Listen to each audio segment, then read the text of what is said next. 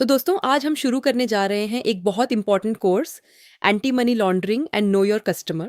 सबसे पहले हम कवर करेंगे part A anti money laundering और उसका चैप्टर 4 का appendix 4.1 list of FATF recommendations updated March 2022। ये IIBF के सिलेबस पर बेस्ड है और इसमें हमने बुक की हर एक लाइन को इतने सिंपल तरीके से एक्सप्लेन किया है कि सब कुछ एकदम क्लियर हो जाए।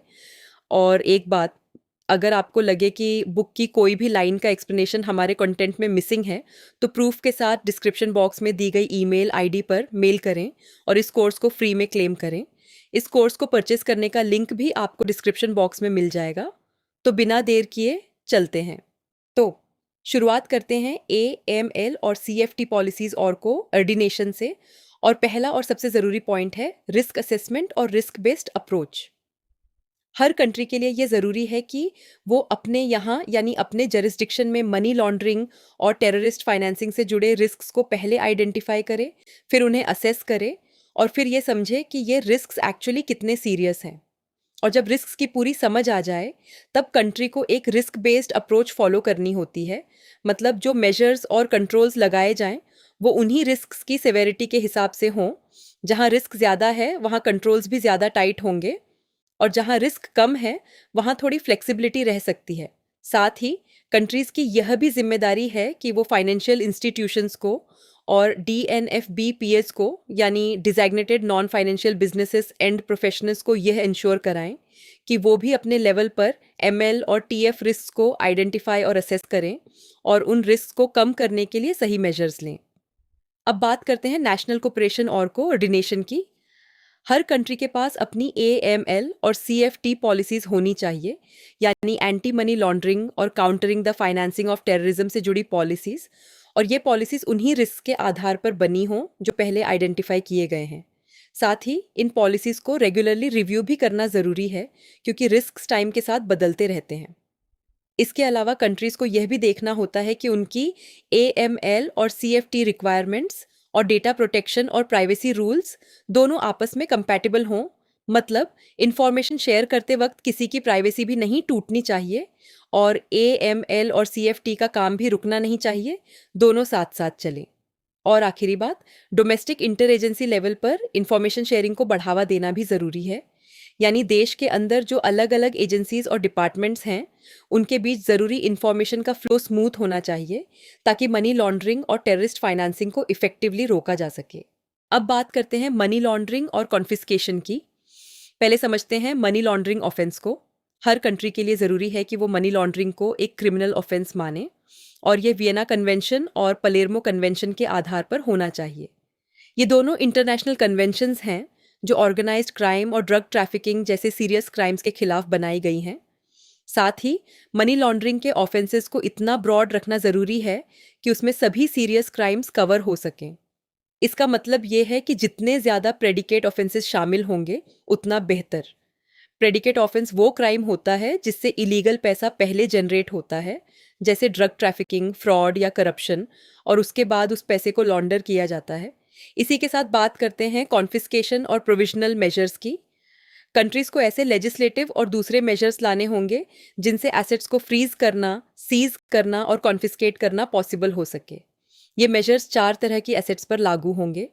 पहला, वो एसेट्स जो लॉन्डर किए गए हों।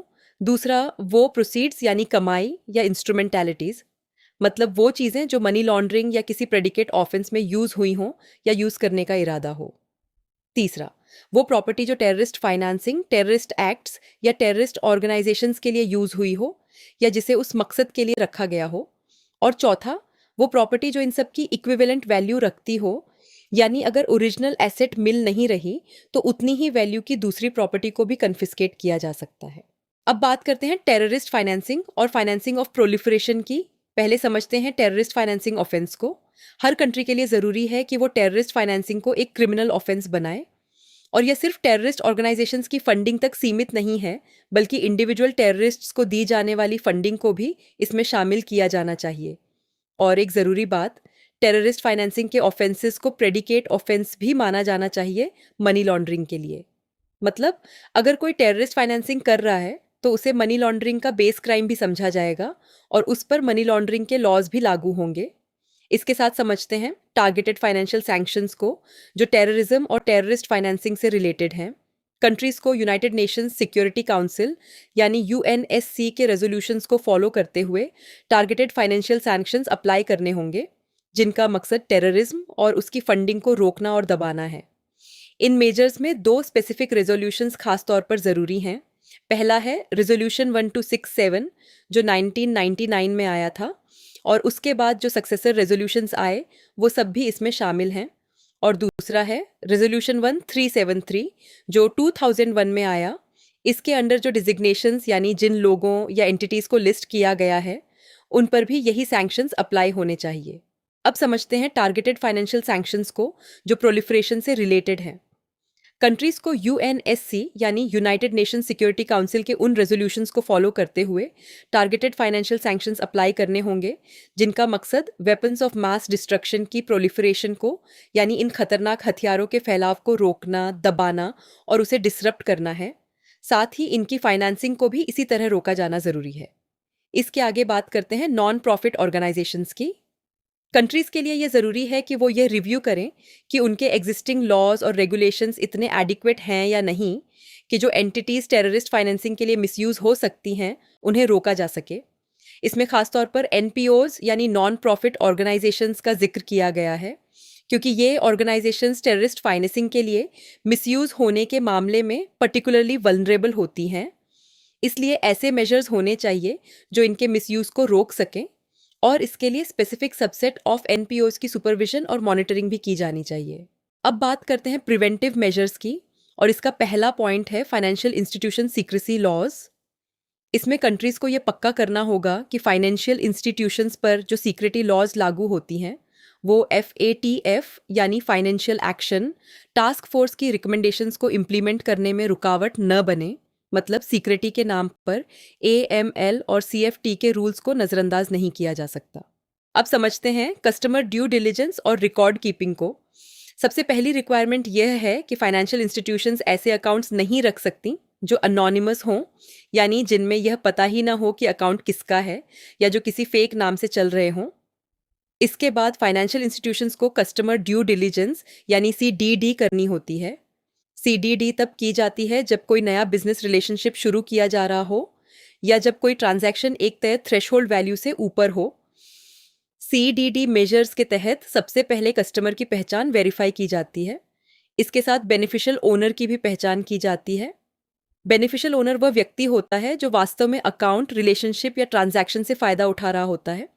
साथ ही फाइनेंशियल इंस्टीट्यूशन को यह भी समझना होता है कि कस्टमर रिलेशनशिप का पर्पस क्या है और यह रिलेशनशिप किस मकसद से शुरू की जा रही है। कस्टमर ड्यू डिलिजेंस को हमेशा रिस्क बेस्ड अप्रोच यानी RBA के अनुसार अप्लाई किया जाना चाहिए। इसका मतलब है कि कस्टमर के रिस्क लेवल को ध्यान में रखकर CDD मेजर्स लागू किए जाए। अगर रिक्वायर्ड CDD मेजर्स पूरी नहीं हो पाती हैं तो फाइनेंशियल इंस्टीट्यूशन को अकाउंट ओपन नहीं करना चाहिए, बिजनेस रिलेशनशिप शुरू नहीं करनी चाहिए और ट्रांजैक्शन भी नहीं करनी चाहिए। अगर रिलेशनशिप पहले से चल रही हो तो उसे बंद करने पर भी विचार किया जा सकता है। साथ ही यह भी देखा जा सकता है कि क्या सस्पिशियस ट्रांजैक्शन रिपोर्ट फाइल करने की ज़रूरत है। ये रिक्वायरमेंट सिर्फ नए कस्टमर्स पर ही लागू नहीं होती हैं, ये एग्जिस्टिंग कस्टमर्स पर भी लागू होती हैं। ये उनके रिस्क लेवल और कस्टमर की इंपॉर्टेंस के आधार पर तय किया जाता है। अब जानते हैं रिकॉर्ड कीपिंग क्या होता है।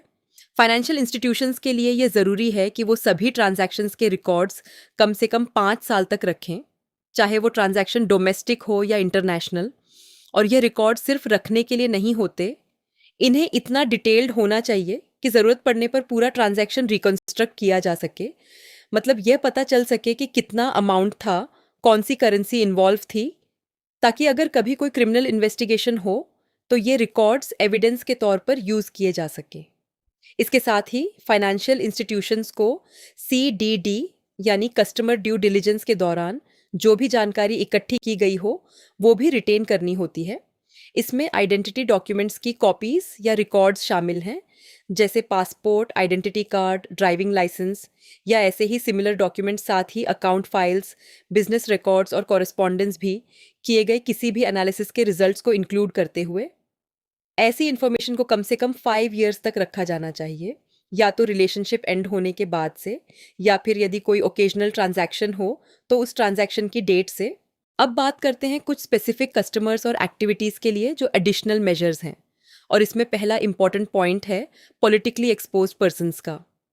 जब किसी फाइनेंशियल इंस्टीट्यूशन का सामना किसी फॉरेन पीईपी से हो, यानी पॉलिटिकली एक्सपोज्ड पर्सन से, जैसे कोई पॉलिटिशियन, गवर्नमेंट ऑफिशियल या कोई बड़े पब्लिक पोजीशन पर बैठा इंसान, तो नॉर्मल सीडीडी काफ़ी नहीं होती। यहाँ इंस्टीट्यूशंस को एक स्टेप आगे जाना होता है।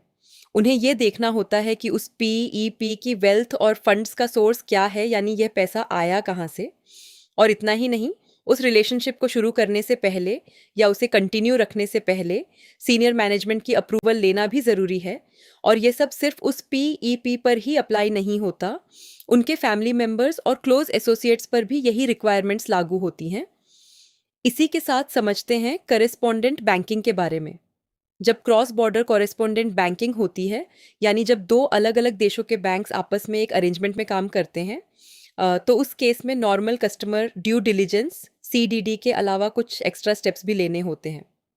फाइनेंशियल इंस्टीट्यूशन को रिस्पोंडेंट इंस्टीट्यूशन के बारे में, यानी जिस दूसरे बैंक के साथ ये अरेंजमेंट हो रही है उसके बारे में ज़रूरतमंद जानकारी इकट्ठा करनी होती है, ताकि ये इवेल्युएट किया जा सके कि उस बैंक के एएमएल और सीएफटी कंट्रोल्स और प्रैक्टिसेस कैसे हैं। मतलब ये देखना ज़रूरी है कि दूसरा बैंक भी मनी लॉन्ड्रिंग और टेररिस्ट फाइनेंसिंग को रोकने के मामले में अच्छे से काम कर रहा है या नहीं। अब जहां पेबल थ्रू अकाउंट्स की बात है, यानी ऐसे अकाउंट्स जिनके द्वारा कोई थर्ड पार्टी डायरेक्टली कोरस्पोंडेंट बैंक तक पहुंच सकती है, वहां ये पक्का करना ज़रूरी है कि रेस्पोंडेंट बैंक ने उन क्लाइंट्स पे सीडीडी प्रॉपरली की हो जो उन अकाउंट्स को डायरेक्टली एक्सेस कर सकते हैं। और अगर कॉरेस्पोंडेंट बैंक ये जानकारी मांगे तो रिस्पोंडेंट बैंक वो जानकारी देने में काबिल होना चाहिए।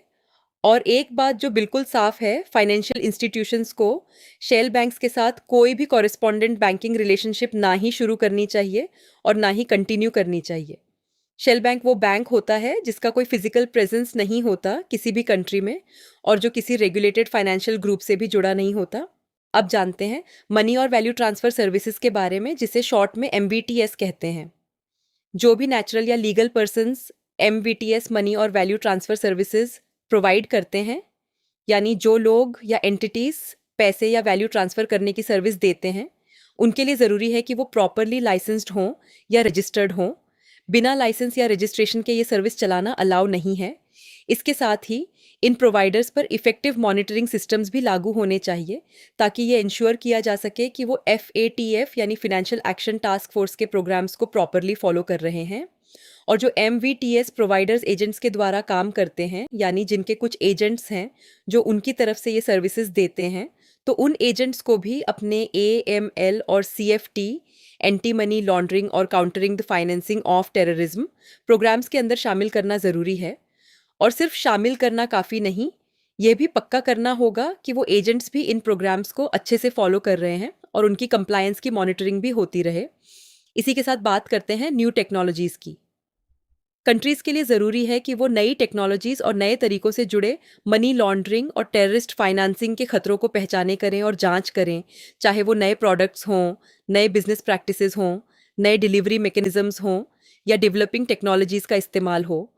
और यह सिर्फ नई चीज़ों तक सीमित नहीं है, पहले से एग्जिस्टिंग प्रोडक्ट्स में अगर कोई नई टेक्नोलॉजी यूज़ हो रही है तो उन पर भी यही लागू होता है।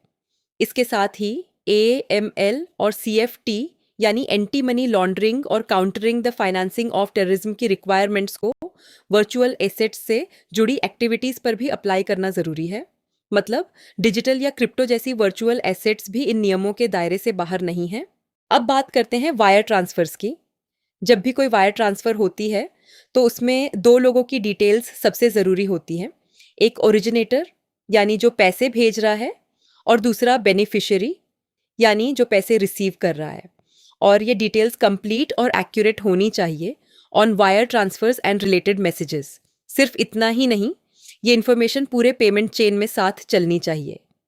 मतलब वो ट्रांसफ़र जितने भी इंस्टीट्यूशन से होकर गुजरे, हर जगह ये डिटेल्स मौजूद रहनी चाहिए, बीच में कहीं भी ये इन्फॉर्मेशन ड्रॉप नहीं होनी चाहिए।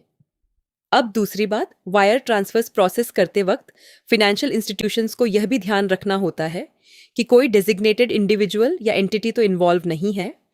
डेजिग्नेटेड मतलब ऐसा इंसान या ऑर्गेनाइजेशन जिसे यूएनएससी यानी यूनाइटेड नेशन सिक्योरिटी काउंसिल ने अपनी लिस्ट में रखा हो। अगर ऐसा कोई नाम सामने आए तो उनसे जुड़े एसेट्स को फ्रीज करना और उनकी ट्रांजैक्शंस को रोकना ज़रूरी है। ये सब यूएनएससी के रेजोल्यूशन 1267 जो 1999 में आया, उसके बाद के रेजोल्यूशंस और रेजोल्यूशन 1373 जो 2001 में आया, इन सब के अकॉर्डिंग होना चाहिए। और इन दोनों रेजोल्यूशंस का मकसद एक ही है, टेररिज्म और उसकी फाइनेंसिंग को रोकना और दबाना। अब बात करते हैं रिलायंस कंट्रोल्स और फाइनेंशियल ग्रुप्स की। पहले समझते हैं थर्ड पार्टीज पर रिलायंस को। फाइनेंशियल इंस्टीट्यूशंस को यह अलाउ है कि वो सीडीडी के कुछ एलिमेंट्स यानी कस्टमर ड्यू डिलिजेंस के कुछ हिस्से थर्ड पार्टीज से करवा सकती हैं या बिजनेस लाने के लिए भी थर्ड पार्टीज पर रिले कर सकती हैं। लेकिन ये तभी वैलिड है जब कुछ लेट डाउन क्राइटेरिया पूरे हों। लेकिन यहाँ एक बहुत इंपॉर्टेंट बात है, भले ही सीडीडी का काम किसी थर्ड पार्टी ने किया हो, इसकी अल्टीमेट रिस्पॉन्सिबिलिटी उसी फाइनेंशियल इंस्टीट्यूशन की रहती है जिसने उस थर्ड पार्टी पर रिले किया। मतलब काम किसी और ने किया, लेकिन जवाबदेही फाइनेंशियल इंस्टीट्यूशन की ही रहेगी। इसके आगे बात करते हैं इंटरनल कंट्रोल्स और फॉरेन ब्रांचेस और सब्सिडियरीज की। फाइनेंशियल इंस्टीट्यूशंस के लिए ज़रूरी है कि वो ऐसे प्रोग्राम्स इस्टेब्लिश और इम्प्लीमेंट करें जो मनी लॉन्ड्रिंग और टेररिस्ट फाइनेंसिंग को रोक सकें। इसके साथ ही उन्हें यह भी पक्का करना होता है कि उनकी जो फॉरेन ब्रांचेस हैं और जिन सब्सिडरीज में उनकी मेजॉरिटी ऑनरशिप है, वो सब भी AML और CFT मेजर्स को उसी तरह फॉलो करें जैसा होम कंट्री में रिक्वायर्ड है। मतलब बाहर जाकर रूल से बचने का कोई रास्ता नहीं है। अब जानते हैं हायर रिस्क कंट्रीज़ के बारे में। जिन कंट्रीज़ को FATF यानी फाइनेंशियल एक्शन टास्क फोर्स ने हायर रिस्क की कैटेगरी में रखा हो, उनसे जुड़े किसी भी बिजनेस रिलेशनशिप या ट्रांजैक्शन में फाइनेंशियल इंस्टीट्यूशंस को एनहांस ड्यू डिलिजेंस अप्लाई करनी होती है। और ये सिर्फ इंडिविजुअल्स तक सीमित नहीं है, नेचुरल पर्सन्स हों, लीगल पर्सन्स हों या उन कंट्रीज़ की फाइनेंशियल इंस्टीट्यूशंस हों, सभी पर ये एनहांस ड्यू डिलिजेंस लागू होती है। मतलब जैसे ही कोई हायर रिस्क कंट्री इन्वॉल्व हो, नॉर्मल सीडीडी काफ़ी नहीं है, वहाँ एक एक्स्ट्रा लेवल ऑफ स्क्रूटनी ज़रूरी है। अब समझते हैं सस्पिशियस ट्रांजैक्शंस की रिपोर्टिंग क्या होती है। अगर किसी फाइनेंशियल इंस्टीट्यूशन को यह शक हो या कोई रीजनेबल ग्राउंड्स हों यह सोचने के लिए कि कुछ फंड्स किसी क्रिमिनल एक्टिविटी से आए हैं या टेररिस्ट फाइनेंसिंग से जुड़े हैं, तो उस इंस्टीट्यूशन के लिए यह लीगली ज़रूरी है कि वो बिना देरी किए इस सस्पिशन को FIU को रिपोर्ट करे। FIU मतलब फाइनेंशियल इंटेलिजेंस यूनिट। ये वो बॉडी है जो ऐसी सभी सस्पिशियस रिपोर्ट्स को रिसीव और हैंडल करती है। इसके साथ जानते हैं टिपिंग ऑफ और कॉन्फिडेंशियलिटी के बारे में। देखो, जब कोई फिनेंशियल इंस्टीट्यूशन या उसके डायरेक्टर्स, ऑफिसर्स या एम्प्लॉयज़ FIU को गुड फेथ में कोई इन्फॉर्मेशन शेयर करते हैं, तो उन्हें किसी भी क्रिमिनल या सिविल लायबिलिटी का डर नहीं होना चाहिए। मतलब सही नियत से की गई रिपोर्टिंग पर उनके खिलाफ कोई एक्शन नहीं होगा, चाहे उस प्रोसेस में कोई डिस्क्लोजर रिस्ट्रिक्शन ही क्यों ना ब्रेक हुई हो। लेकिन दूसरी तरफ एक बहुत ज़रूरी रिस्ट्रिक्शन भी है। फाइनेंशियल इंस्टीट्यूशंस और उनके डायरेक्टर्स, ऑफिसर्स और एम्प्लॉयज़ के लिए यह लीगली प्रोहिबिटेड है कि वो किसी को, चाहे वो कस्टमर हो या कोई और, ये बताएं कि उनके खिलाफ कोई STR यानी सस्पिशियस ट्रांजैक्शन रिपोर्ट फाइल हुई है या उससे जुड़ी कोई भी इंफॉर्मेशन किसी के साथ शेयर करें। इसी को टिपिंग ऑफ कहते हैं और ये बिल्कुल अलाउड नहीं है, क्योंकि अगर सस्पेक्ट को पहले से पता चल जाए तो पूरी इन्वेस्टिगेशन खतरे में पड़ सकती है। अब बात करते हैं designated non financial businesses and professionals की शॉर्ट में इन्हें DNFBPs कहते हैं। कस्टमर ड्यू डिलिजेंस और रिकॉर्ड कीपिंग की जो रिक्वायरमेंट्स हैं वो सिर्फ फाइनेंशियल इंस्टीट्यूशंस तक सीमित नहीं हैं। कुछ स्पेसिफाइड सिचुएशंस में ये designated non financial businesses and professions पर भी अप्लाई होती है। साथ ही इन्हें ग्रुप वाइड AML और CFT एंटी मनी लॉन्ड्रिंग और countering the financing of terrorism programmes भी फॉलो करने होते हैं। अब यह जानना भी ज़रूरी है कि designated non financial businesses and profession में कौन कौन आता है। इनमें casinos, real estate agents, dealers इन प्रेशियस मेटल्स और प्रेशियस स्टोन्स यानी सोने चांदी और कीमती पत्थरों के कारोबारी, लॉयर्स, नोटरीज, दूसरे इंडिपेंडेंट लीगल प्रोफेशनल्स, अकाउंटेंट्स और ट्रस्ट और कंपनी सर्विस प्रोवाइडर्स शामिल हैं। इसी के साथ समझते हैं designated non financial businesses and professions के अदर मेजर्स को।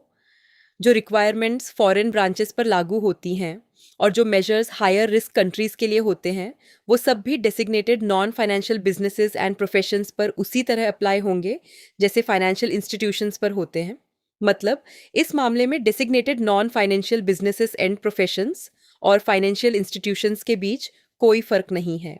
अब बात करते हैं ट्रांसपेरेंसी और बेनिफिशियल ऑनरशिप की, लीगल पर्सन्स और लीगल अरेंजमेंट्स दोनों के कॉन्टेक्स्ट में। पहले समझते हैं लीगल पर्सन्स के बारे में। कंट्रीज़ के लिए यह ज़रूरी है कि लीगल पर्सन्स की ओनरशिप और कंट्रोल के बारे में एक्यूरेट, अप टू डेट और एडिक्वेट इन्फॉर्मेशन अवेलेबल हो। लीगल पर्सन्स मतलब कोई कंपनी या ऑर्गेनाइजेशन जो एक्चुअली किसके कंट्रोल में है और किसकी है, ये क्लियरली पता होना चाहिए। इसका मकसद ये है कि इन लीगल पर्सन्स को मनी लॉन्ड्रिंग या टेररिस्ट फाइनेंसिंग के लिए गलत इस्तेमाल न किया जा सके। अब समझते हैं लीगल अरेंजमेंट्स को। यहाँ खास तौर पर एक्सप्रेस ट्रस्ट्स का जिक्र है। कंट्रीज़ को ये इंश्योर करना होगा कि एक्सप्रेस ट्रस्ट के बारे में एडिक्वेट, एक्यूरेट और टाइमली इन्फॉर्मेशन अवेलेबल हो।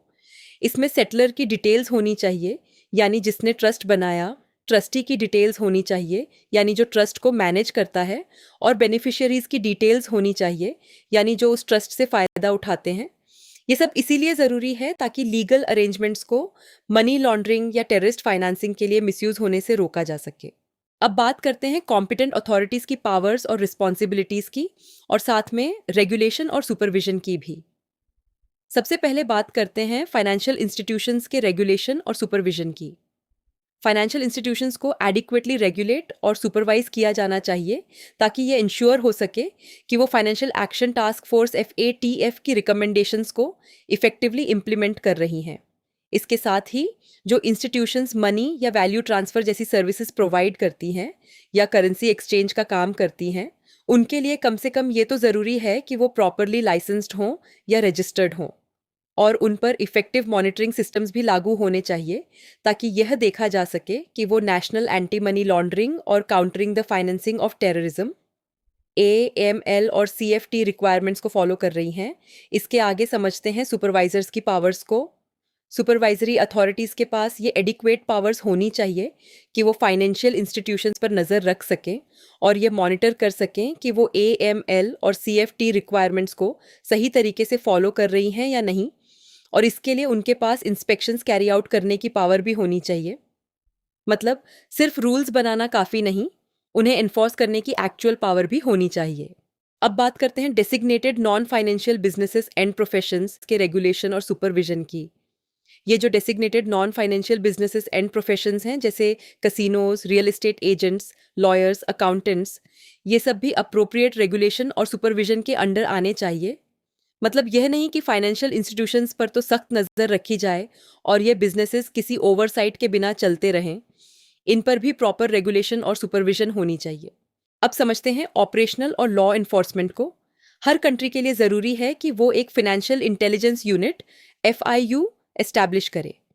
ये बेसिकली एक नेशनल सेंटर की तरह काम करती है जो 3 मेन चीज़ें करती हैं। पहला, मनी लॉन्ड्रिंग, उससे जुड़े प्रेडिकेट ऑफेंसेस और टेररिस्ट फाइनेंसिंग से रिलेटेड सस्पिशियस ट्रांजैक्शन रिपोर्ट्स और रेलेवेंट इन्फॉर्मेशन को रिसीव करती है।